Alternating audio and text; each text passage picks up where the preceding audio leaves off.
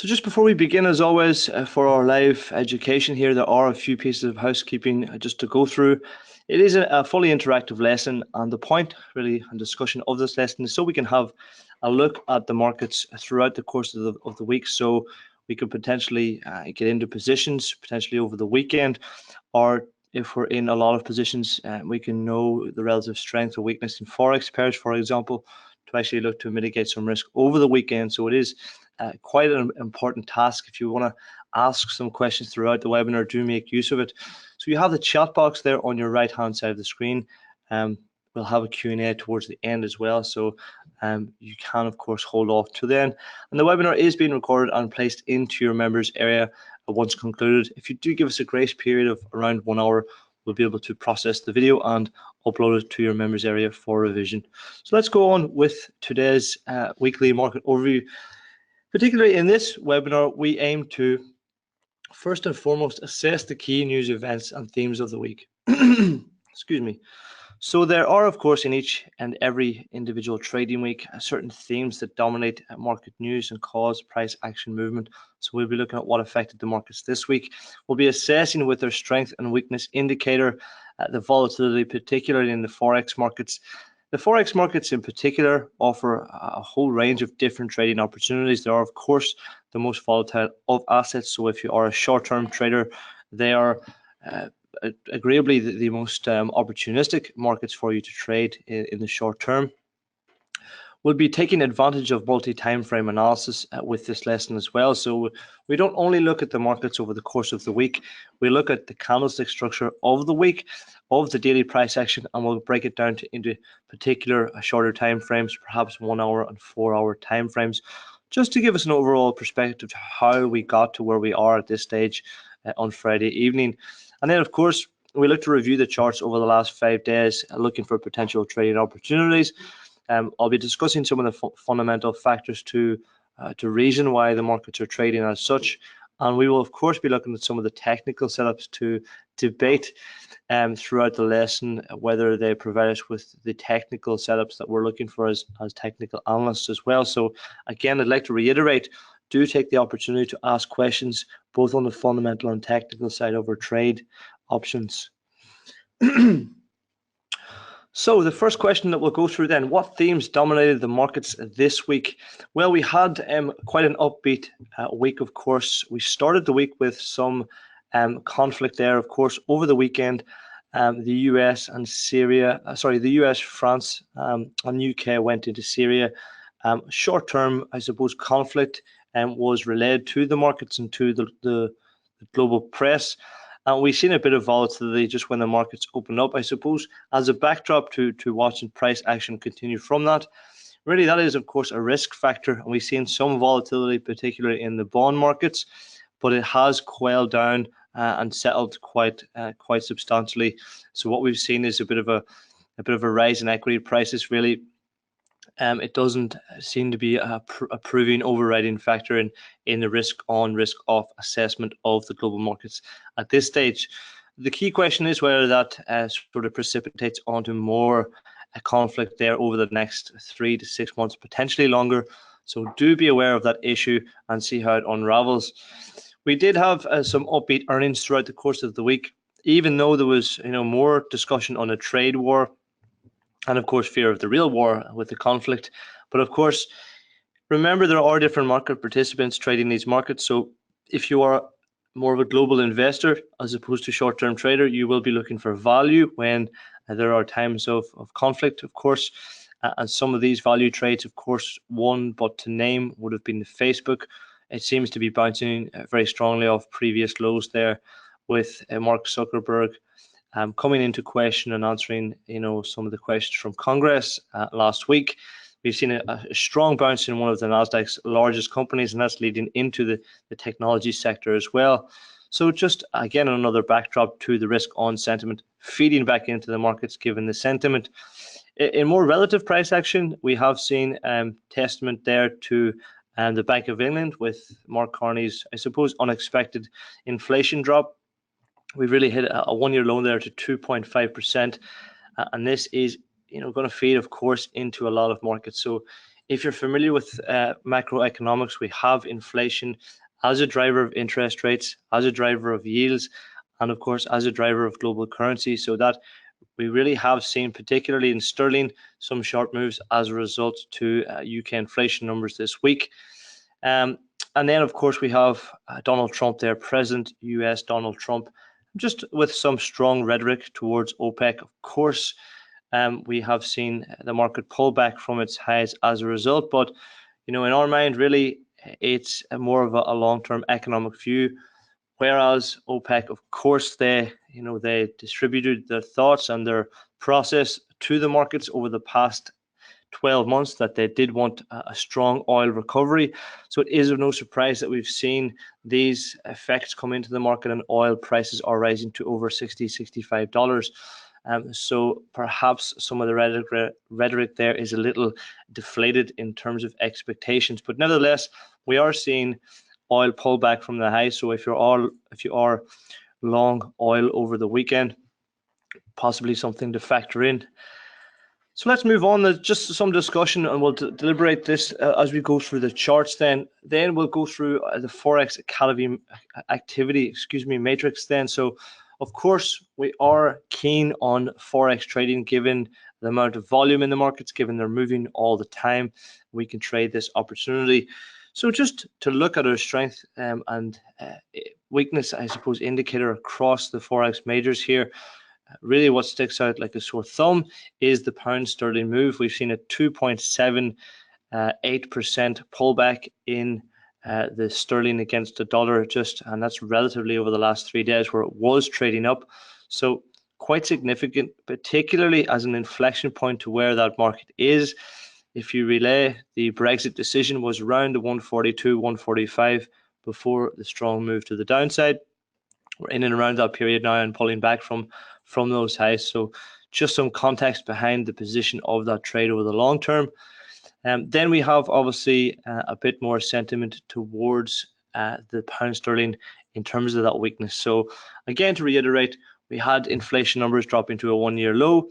Previous to this, I suppose the discussion is the market expectation was in strong confidence that we'd most likely certainly get a rate increase. It was priced in, we could argue, for a Bank of England increase in interest rates in May.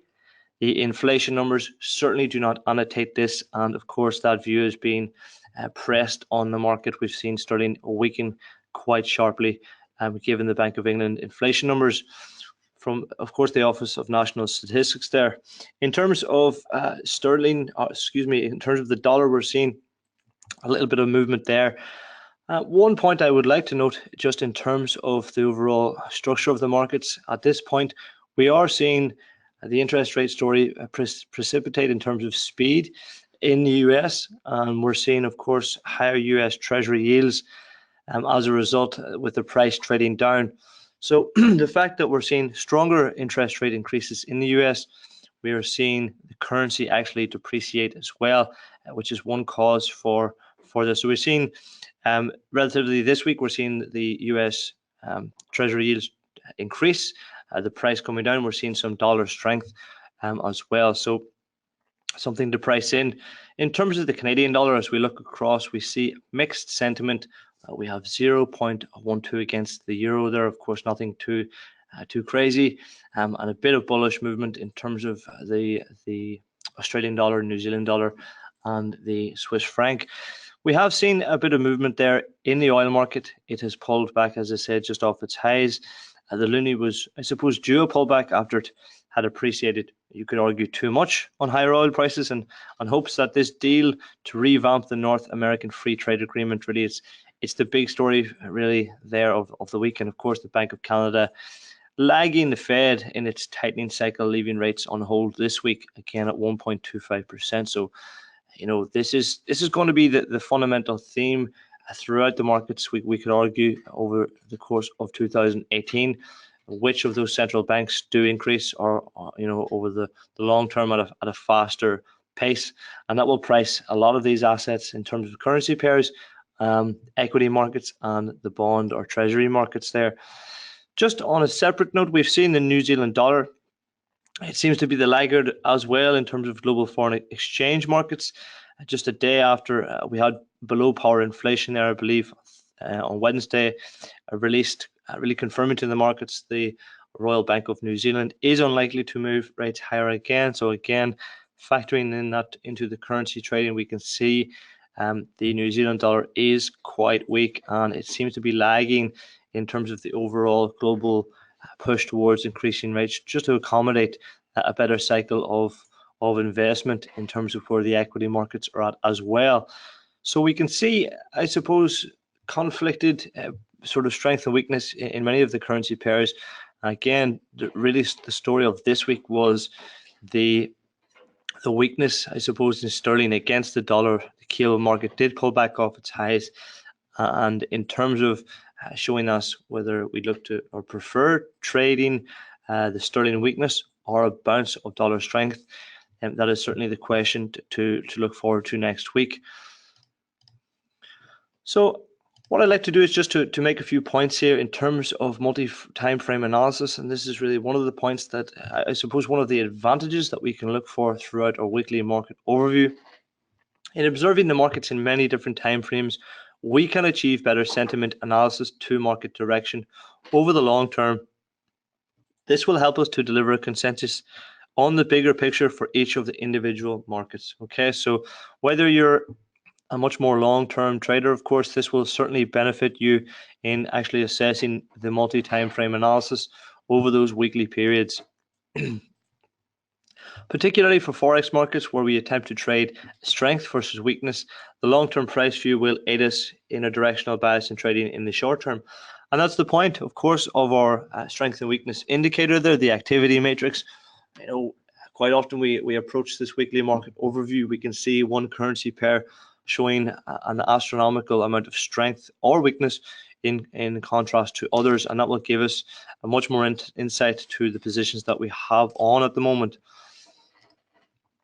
And certainly, as technical analysis suggests, technical levels of support and resistance hold more weight and are better established over these longer periods. So again, depending on your style of trading, if you are purely a technical analyst trading perhaps support and resistance, it's quite feasible to say that while they hold more weight, a very strong level of support, potentially observing daily price action is of course more significant than a simple line or across the chart in terms of support. Perhaps on a 5-minute chart, it has much more construct. So do bear that into your technical analysis, and I'm sure you do as technical traders. So without any further ado, then let us jump in to the global markets and observe the charts this week. First thing that I'd like to go through is the equity markets here, and we'll start with one of our favorites, the S&P 500. If you're not familiar with this market, the S&P 500 is the largest equity index in America, the United States, consisting of the 500 largest markets by capital market market capitalization. So it's really the driver or the driving force and reflective mirror of the US economy. Just in terms of where we're at now at the moment, I'll just put a level of support just right at this high here. It just seems to be pulling back off highs, and really we've had a bit of a bounce from the price structure during the week. Now we're actually looking at the daily candlesticks here just at the moment. Just something more significant I wanted to point out is the fact that the market actually opened up after the weekend. Okay, so if we refer back to our news story, we've seen, the allies with US, UK and France going into Syria, some global conflict there. However, the equities are not pricing that in. So that tells you something significant, just on a logical basis, but in actually pricing some of these US assets. So we actually seen the markets close here and actually trade up, open up and trade up straight off the open there Monday morning. We've seen continuation to that. So just something quite significant in terms of that news front, and trying to factor in to your trading these potential conflicts that you may have some fear or uncertainty in holding this position overnight. I would certainly argue that the market does not seem to be pricing in this global, I suppose, Middle Eastern conflict in terms of negativity just at the moment. So we are at a bit of an inflection point for the S&P, we are seeing it sort of roll over in terms of the price action structure.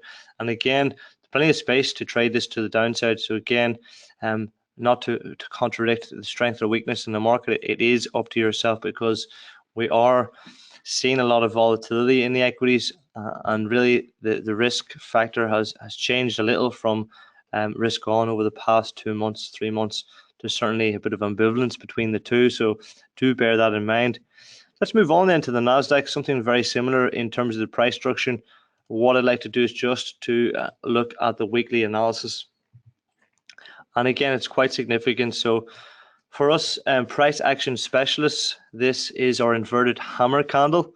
And the reason being so is that it actually gives us not too much of a positive sign that the market is trading to the upside. So we'll just X this off in terms of significance for bullish strength, because it's not necessarily showing us a lot of strength. We've seen the market trade up, yes, but prices did trade back down. And if we pick a sort of midpoint between our candle of the week, we're certainly at the lower percentile of this candle. So that would add more weight to looking to reverse actually and trade down. So we're in this little inflection point, like I said, and potentially we could argue that it's fine. We have seen a very, very strong move to the upside over the last sort of 3 months of 2017. Now with more relative price action here, we're seeing very sort of structured trading range. So that's fine. But in terms of this week, again, something more significant in terms of trying to we tried to break these highs again to look for more potential to the upside, but we just touched it and again reversed. So again, this is the Nasdaq 100. So there is a very different structure to actually assessing price in terms of the makeup of the Nasdaq 100 in comparison to the S&P 500. Just given the fact that it's technologically heavy, a bit of news flow overnight was that the large semiconductors that actually make the chips for Apple and Intel actually had some very, very negative earnings as well. Some of them are based out in Taiwan, but obviously they do a lot of business for the big tech groups there in Silicon Valley, the US, constituted in the Nasdaq. So these factors on the fundamental side will, of course, feed into the tech-heavy Nasdaq, and I would say that would certainly lead into this price pushing to the downside again, given it was very strong with the start of the week. So a bit of uncertainty really is the point for the US equities here for this week. And we're approaching Friday, so just given where the equities are, it would be a little more added risk to hold a certain position over the weekend, perhaps on the long side. Again, we're actually seeing a little more strength in the FTSE 100. Now that has various factors, and we could really have a good debate about this on the political side. Not to go into it in too much detail, but just focusing on the trading facts is really what we focus on as traders. So what we've seen is actually, again, the Syrian conflict just here, the market actually traded to the downside while the US markets opened up. That simply reflected to us Monday morning its own domestic problems or troubles, really. Uncertainties is probably the worst word, because we did have Theresa May entering the House of Lords and debating more euro moves with her parliament.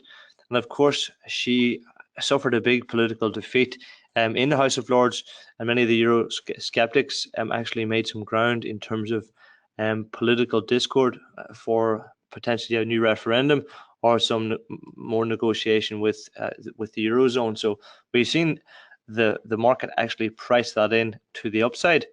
So the uncertainty, I suppose, was faltered, and we're seeing more of a continued growth story in the UK. That's actually quite good news. So it's good to see that we've broken this level here. We're now just closing above it, so that gives us more, I suppose, more relaxation in investing and trading these UK assets, where in terms of the overall structure over the past 6 months, they were certainly underperforming, and there was really a lagging story to domestic issues within the UK. So let's just take off our annotations here, and we'll just look at the pricing structure for the weekly candlestick. So we can see the large sell-off again, but just in terms of this candlestick, again, when we do break it down into the weekly observation, we can see we're trading to the highs of the weekly price action or the weekly range, which is a very strong signal if we compare and contrast to the Nasdaq 100 there. So again, many different issues factoring in to these equity indices. Just on this front, I would say, this is becoming much more convincing. This would be the only level of uncertainty as the market pulled back a little more, but considering that was the low just here, we've traded up from there, closing at a relative low at this price here, and then we've seen the same sort of price action here to trade down and actually trade up to new highs, and now we're closing in around this price. So we'll tick that off.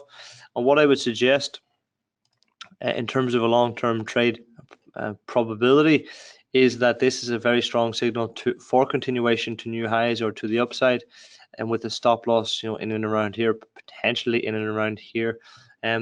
Really, it is, it's our view that you'd need something to happen or some real uncertainty to come back in to evade this little trend that we're starting to form. So it's looking much more constructive, both on the news front, both on, I suppose, the pullback on forward pacing guidance for interest rates from Mark Carney from the Bank of England, and of course in the technical structure as well. So much more constructive in the FTSE 100 in comparison to other equity indices.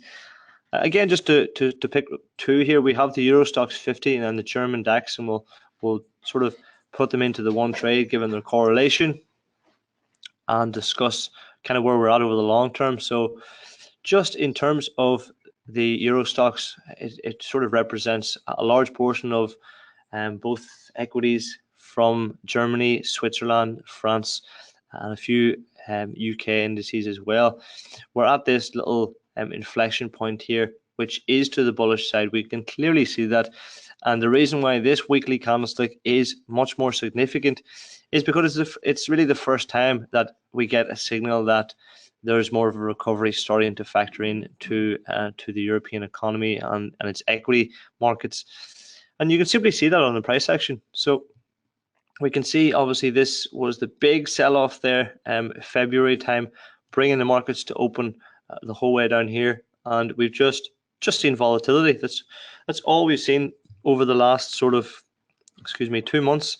Now we've seen an open, just at the level here, and a close just above the level there. So very significant on the technical side. And then we can just assume that the markets, if you're a completely analytical technical trader, you of course would assume that gives you the signal to look for the breakout trade potentially next week.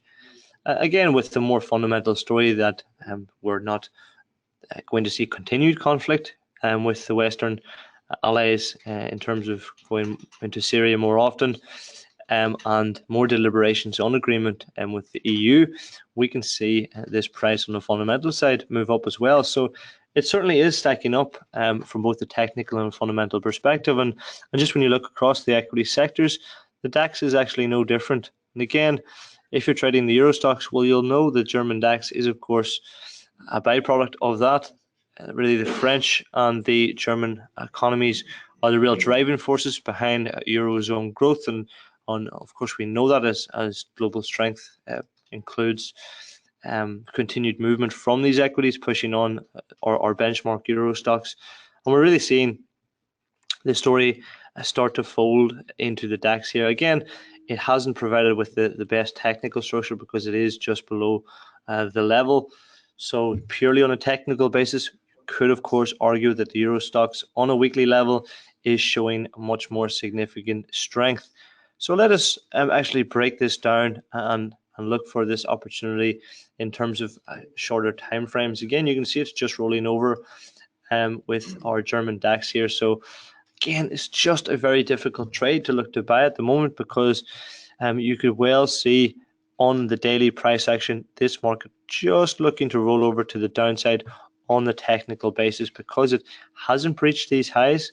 We've seen, I suppose, a double top in terms of this price structure here and a rollover here as well. So it's nothing too significant in terms of breakout trading. So we're certainly not looking for the breakout to the upside.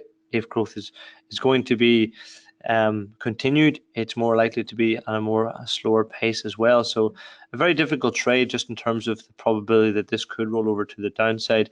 And of course, the Euro stocks potentially on the technical side looks like a much more structured trade. Let's actually zoom in to the 4-hour chart as well, and you can see really the story for me is that there's not a lot of volatility. But that's absolutely fine.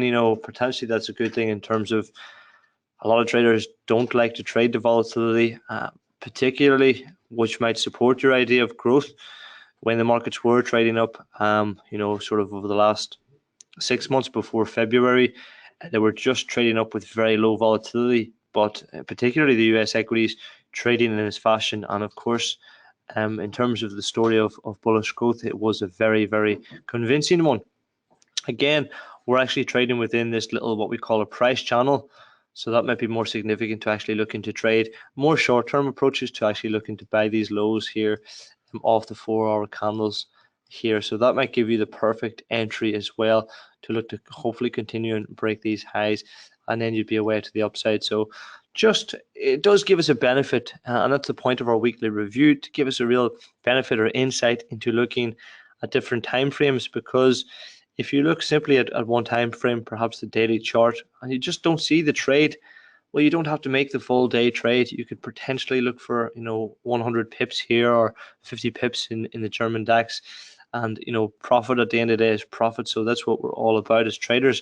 So do I suppose I encourage to trade different time periods and look for more opportunistic views on the markets. So that concludes, I suppose, a discussion on the fundamentals behind equity trading this week. And we know the news flow has been, I suppose, supportive of equity price movement to the upside. Let's, I suppose, indulge ourselves in some currency trading here. And the first thing we like to do is just have a look at the dollar index. Now, why is that? Well, really, we know that the dollar pairs itself and as a currency peg to many global currency pairs. So the dollar index, again, seems to be trading within a range, and is of really no consequence or surprise to us because it has been trading this range for quite some time. So here we have, of course, our relative highs. We're seeing more movement, and again, today is a very well-structured bullish candle. And the question is for quite a few analysts as well, and I know I've spoken to many students here on this topic. When is the market going to give us a signal whether it's going to break to the upside and we see dollar strength, and when is it going to break new lows so we can continue the overall movement to the downside, given that was the story or that was the trade most certainly of 2017, dollar weakness. So again, with the candlestick today and the overall, I suppose, fact that we're trading in the middle of this range, we can't really attempt to answer that trade now, I suppose. So let's just zoom in and look at the weekly candlestick, and it really, I suppose, corresponds to the argument I'm making here. We've seen a very, very strong movement, trend to the downside. It did look to bounce, but then significantly rolled over and traded again. But it is 1, 2, 3, 4, 5, 6, 7, 8, 9, 10. We're talking 12 weeks there, a total of 12 weeks that we're in this little price range here. So you can see particularly how significant that is in terms of not just our own opinion, but the opinion of market participants. I suppose the question I would like to pose the students here: what if next week we get a candle like this, which trades up and closes up to the upside like this? Of course, just on a completely technical basis, that is, of course, a signal to us very strongly that this has failed, this price structure, this little consolidation period, and that the trade is to the upside. And adversely, if we get something similar, we'll look to trade it to the downside if it occurs on the weak side of the market. So that's the overall trend, in terms of looking for long-term price trades or trend breakdowns in the dollar index. But of course, that does provide us with short-term trading opportunities. Some people do like to trade these range for very short winners and make lots of them, and then when it does break out, they take the small winner. That's absolutely fine. So we'll zoom in here and we can see the 1 hour candlesticks here, we can see from the lows, it's a very consistent trend on the short term. So that would be more significant to looking for, I suppose, short-term trends to the upside. But again, it's at an inflection point. I feel like I'm repeating myself with this dollar index every week, because it does look like it's going to bounce halfway through the week, and then we can see it touching a point where it simply turns around. So do be aware that these are our relative highs. Over the long term, it's hard to argue that the dollar is strong. Of course, it's certainly not the case. So these are our relative highs. Should we be taking very large, long positions at this level here? Debatable, certainly debatable. We'll be seeing some more discussion from some Fed members next week, the Federal Reserve, and that will maybe give us more inclination to dollar strength. But again, on the technical side, some difficult trading for the dollar. What I would suggest for those short-term scalpers is to potentially look for rollover trades here, and actually, trade with smaller trade size, so you can actually try and follow movement down. And then, this is obviously going to be an area where you can gauge whether your trade is successful or not, or would like to place your stop loss. So potentially that's a trade, of course, but on much more shorter time periods. So that's the US dollar index, again, as consistent as inconsistent, I suppose, in terms of long-term price change. And again, this is the relative, I suppose, reflection of the market here, the dollar index. This is our euro dollar.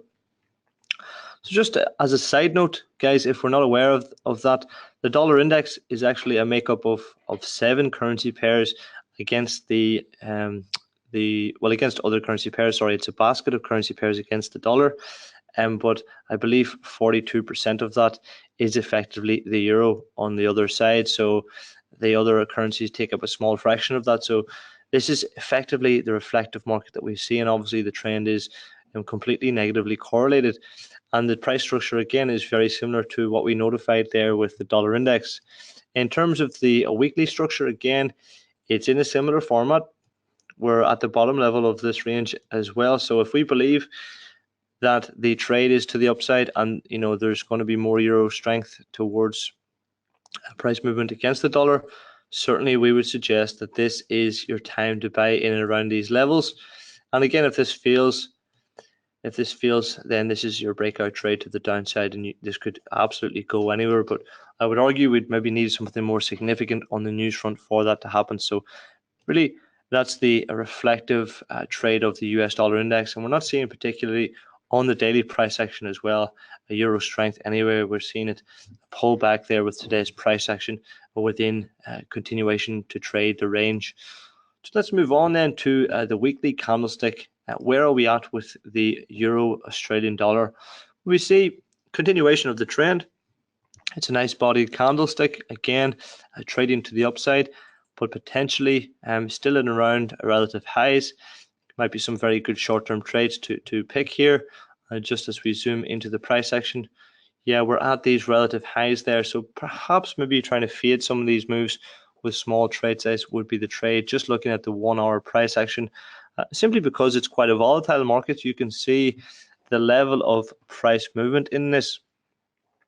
So what I'll just annotate here is the level to which we can get short-term trades up, and you can see there's quite a bit of subjective volatility. So in the short term, it doesn't really know where the market wants to go. So when markets do trade like this, that can obviously provide us with indecision and opportunity. Really, this is our baseline, or I suppose equilibrium line, with an average trade trajectory. So we'll be looking to sell something around here and obviously buy something in a more short-term relative, and these are all 1 hour. So this does go back the whole way to the start of the month here, around the 3rd of April. So it's actually a more consistent trade than we would think. So we're coming up towards these new highs now. Potentially, if we don't see euro strength across other currency pairs, if we refer back again to the Forex activity matrix this week, we've seen suppressed euro strength in terms of relative strength to the other currency pairs. So I would argue that would potentially be the case to look for these trades in and around this level if euro strength does not show a bolster of continuation next week. So Do bear that in mind, but particularly on the weekly front, we see a bit of movement again. We're at these long-term highs, just towards all-time highs around our 165 level. So, are we likely to see a huge break to the upside now? We'll really need to see some sort of euro strength and Australian weakness come into the market. You could argue for that to happen. So, to remain objective, but of course, trying to involve yourself in these very good short-term trading opportunities. Then we have dollar CAD as well, so something quite interesting as well. I did have a little bit of discussion in terms of the oil market, sort of, I suppose, being a little too supportive on Canadian prices, and particularly with the currency pair. And if you're not aware, the loonie, or the Canadian dollar, does have a very, very strong relationship with global oil prices, given its economy is very heavily invested in the commodity, and its industrial production is very heavily invested in the commodity itself. But some very good trades here just on the technical side, so I'd like to actually go through and deliberate some of them to you. Here we have I suppose from January 28th, so we'll say 1st of February, quite a trend on the weekly candlesticks to the upside. Now, why this is significant to me really is because we did see a lot of weakness in the US dollar over this period. However, we see strength in US dollar CAD throughout the course of these 3 months. So that would tell us that there is some sort of underlying Canadian dollar weakness, and that we could look for continuation, nothing with too much effort, I suppose, to dollar strength. Even if we believe the dollar will be subdued for a while, this market could trade up to new highs, given the fact that oil prices are lingering around the $65 mark with WTI. And of course, they pulled back this week, so we've seen some continued strength to the upside, with the Canadian rate decision lagging on the 1.25 basis points interest rate, and of course with subdued, sort of, I suppose, stabilized oil prices around $65. So what I'd like to do is actually discuss this. And again, if you have any questions as I go through some of the technical analysis, do please stop me and ask some questions in the chat box there. What I'd like to do, we have looked at the weekly candlestick structure.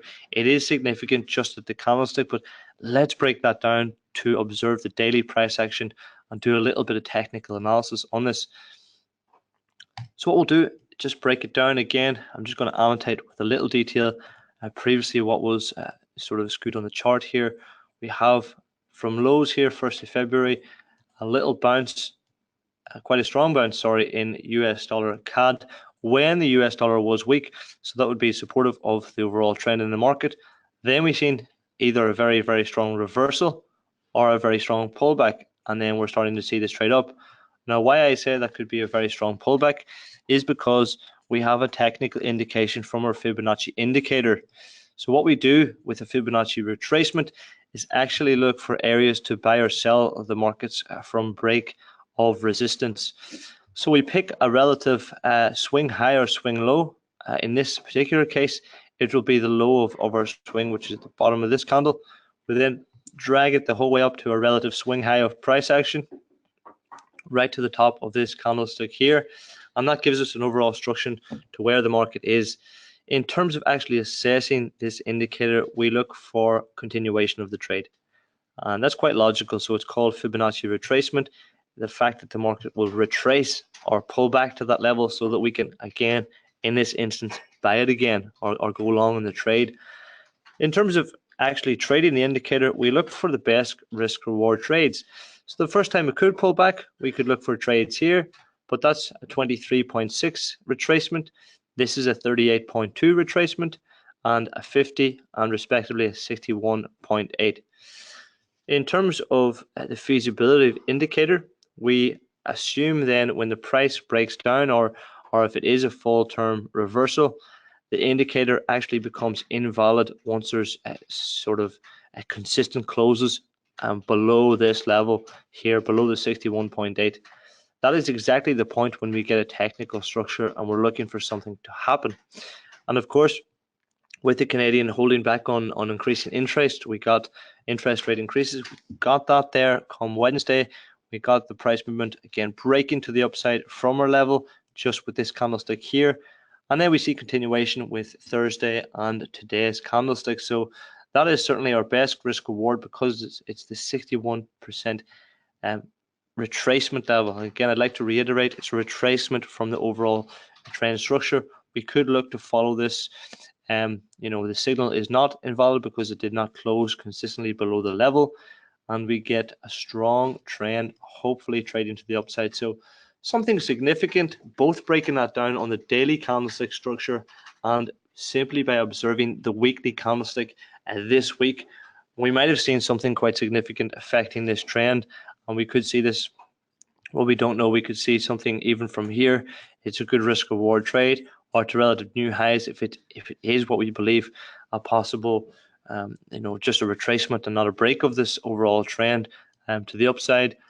Then that provides us with a very good technical trade.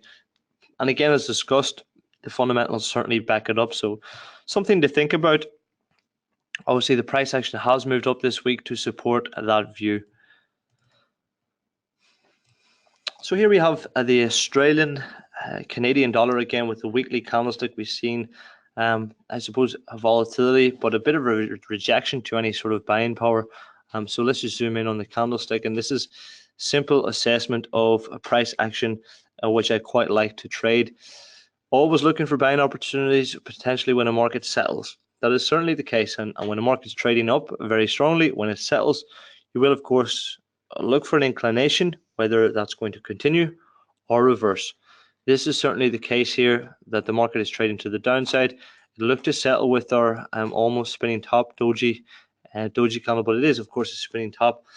And with this candle, I'll call it candle 2 here, we don't see anything supportive of buying structure. In fact, we see buyers pushed out of the market to the downside. So just by observing the candlestick structure, that tells me that I do not want to become a buyer in this market. This trades down to new lows almost. If it breaks new lows to Monday morning, that could certainly be the trade to look to follow price movement again. But it brings into question what style of trader you are. If you do want to trade the Japanese candlestick itself, then you'll be looking for at least a one-to-one risk reward in and around profit here. But in terms of being a buyer, would you like to buy the market at this level, given where the market is at? Certainly, I would argue no. So that tells me that the sentiment or the percentage change or influence sentiment for buyers and sellers is to the short side. So that's something quite significant just by observing the candlestick. What we have here is, I suppose, another little inflection point for US dollar yen. Again, for those traders who are interested or who have a preference to actually look to get long the US dollar, this is one of those trades. So we're not seeing it across all major forex pairs. We're seeing, dollar weakness in an overall story across the pairs.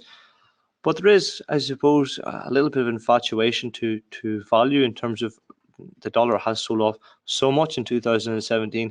There's inevitably going to be a bounce at some stage. We would argue potentially we can look for the best assets to trade this across. And we could say that this might be your trade here. So here we have very simple, very basic, but nice technical analysis. I'm just going to place a level of support and resistance right at the price of the market here. What I'll do is just put this in a little greater, more detail so you can really see it just at that level there. So effectively, we're at this 107.76 level, and we've just traded up in a very, very very familiar price action structure. We call this the ascending triangle. And what happens, this is a very, very keen technique for price action traders here. We can see that we're looking for breaks above and beyond this level. And this is something in terms of global finance and global currency just quoted rates, what's called is for interbank lending, that they will look at, that they can actually look to increase their expenditure in one currency against another right above these levels. So that would be the trade on the technical side. Again, we are looking at daily price action. So what we can actually do is zoom in on our weekly analysis again, and it certainly it's certainly not fading the trend. We can see that. We can see that we have something a little more consistent. So if we were to assess on a month-on-month, weekly basis how strong the dollar is against the yen, that is certainly going to give us the evidence all we need, I suppose, in terms of how the yen is looking to trade against this market. It's 4 weeks of consistent price action to the upside. If you do have convincement or some sort of sentiment towards dollar strength, certainly a trade to take. And again, purely on the technical side, what we'd like to do is maybe focus on this high, the high of this candlestick, just to break that level. This could be your stop loss, just in and around the level of support and resistance. But again, let's not forget we're trading the Japanese yen, so really you see capital flight flushing towards the markets when there's level of uncertainty, particularly when the risk off factor is in the equity markets. We're seeing a lot of capital or trade flow towards the Japanese yen.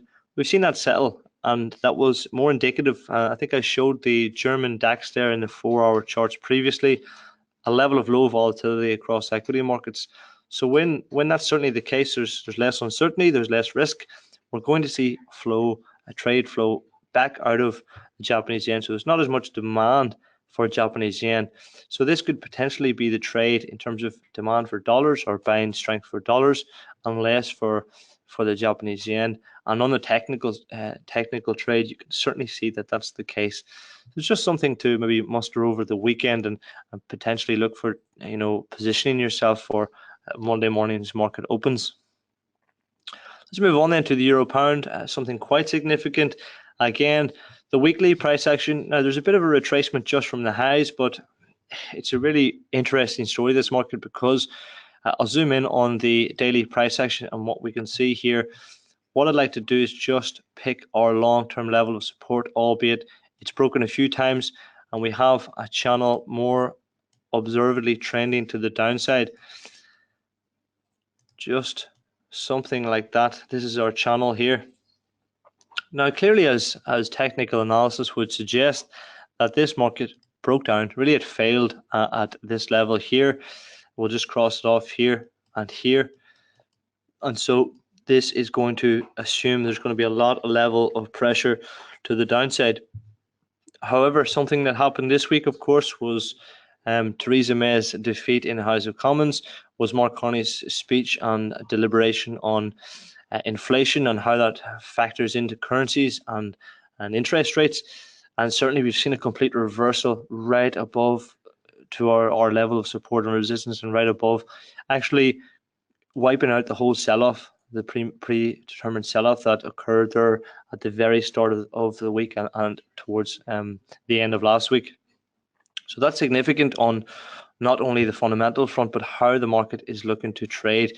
We are right at this inflection point because it's our original level of support and resistance. So you could argue that the market could simply roll off this level, but when we actually take off, or let me just take that off for 1 second, zoom in to the weekly structure here, we can see that's not something particularly that is, giving us the best sell signal. So if you're looking to believe or have a construct to this channel here, certainly you could argue that is the rejection from the low, and that we're looking to follow movement back up to at least our channel, as opposed to a continuation. So something more significant in terms of how this all factors in.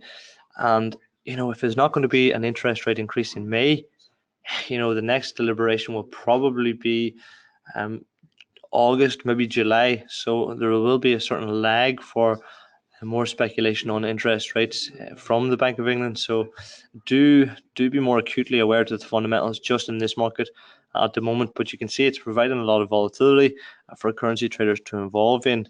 But it's really quite an interesting point on the fundamental basis. Let's move on to our pound Swiss franc as well. We'll zoom in on the weekly price action. Again, quite technical for us, just looking at the price action. Does anyone know what we call this Japanese candlestick here?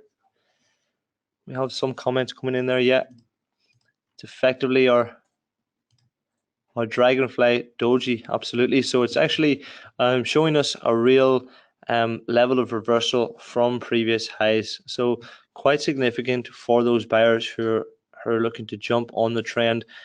You would argue certainly that with the structure of the candlestick as well, it does put into question, the continuation of this upward movement.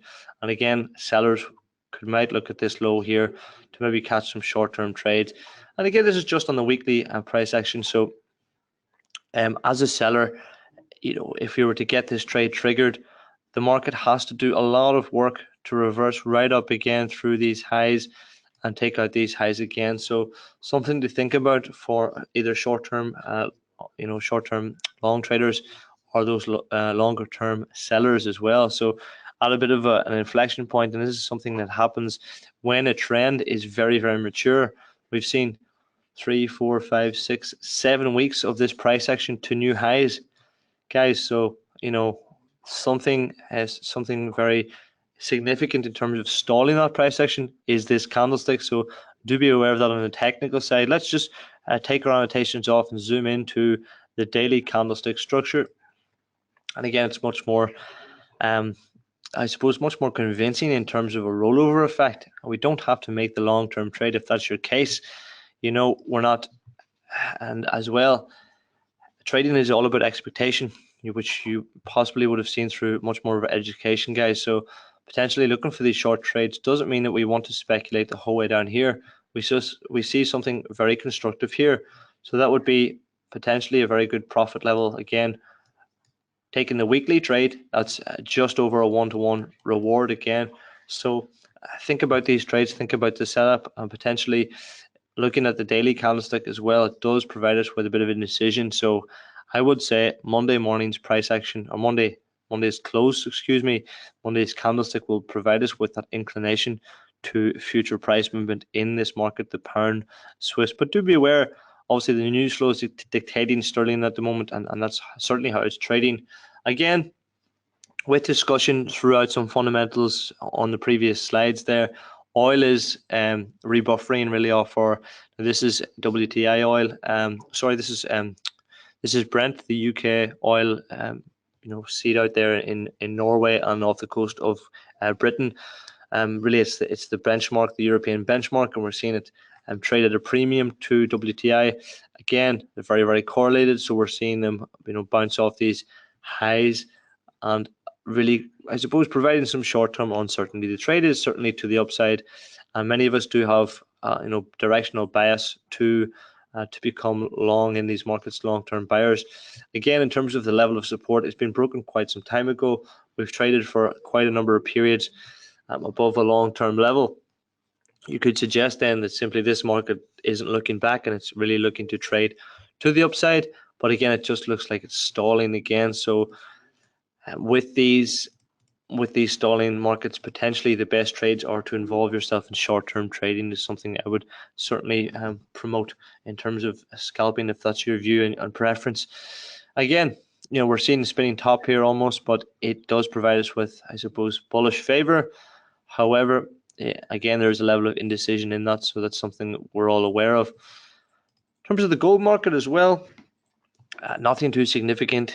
I can speak personally on this market because it has been providing us with a lot of range trading opportunities. Again, just on the levels that we observe in the markets with our level of support and resistance, we can see that we have something constructive. So I'm just going to highlight some points here. Again, it's quite a mature trading range. The market breaks this level here, and we're getting plenty of trades off over the medium term. Again, you don't have to go overboard with your trade size, but you can see the level of consistency so far in the gold market, and it is supportive in correlated assets as well. I've discussed there the dollar index, and the dollar is actually trading a range there. Now, there is a unquantifiable, I suppose, amount of factors that price gold, not only the US dollar, but it is and does share a very strong relationship with the US dollar. So when we see dollar trade a range, we can see gold often trade quite similarly. So that's supportive of horizontal trading in the dollar. And of course, the reflection of that is very visible in the gold market here. So, do try and observe these possible trades. And if you see something like this, just price action halting at these levels and potentially to these levels again, potentially try and get involved there because there are opportunities. So that's something that just to give you some insight in how gold's trading at the moment, with even though there's no real price direction over the long term. And again, our final market, which is of course notorious for its opportunity, we have the Bitcoin market here. We've seen something a little more constructive now, and I would assume many of our Bitcoin bulls are very happy with this price action here. And we've just actually bounced off, I wouldn't say long-term lows, of course I wouldn't, but relative lows there at 6,500. We're now at 8,500 level and trading to the upside. So just looking at the weekly candlestick again, it looks like finally we're starting to have a level of confidence in this asset as the volatility is coming out of it. We're seeing something more constructive in terms of its trading. The spread is coming down a little. It's becoming more cheaper to trade. So those short-term opportunities are of course available to us. So have a look at this market. Again, on the weekly candlestick, it's certainly telling us that buyers are coming back into the market. So potentially now is the time to get back in this potentially lucrative asset as well to trade. We know how it can trade $1,000, $2,000 per day at times. So very, very opportunistic indeed.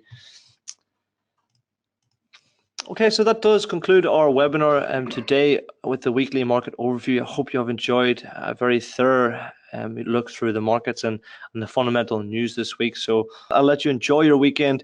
Good luck in the markets over the coming week. I'll let you go. It's been Robert Blackwell here at Forex.Academy. Thank you very much for joining us, and we'll see you next time. Bye for now.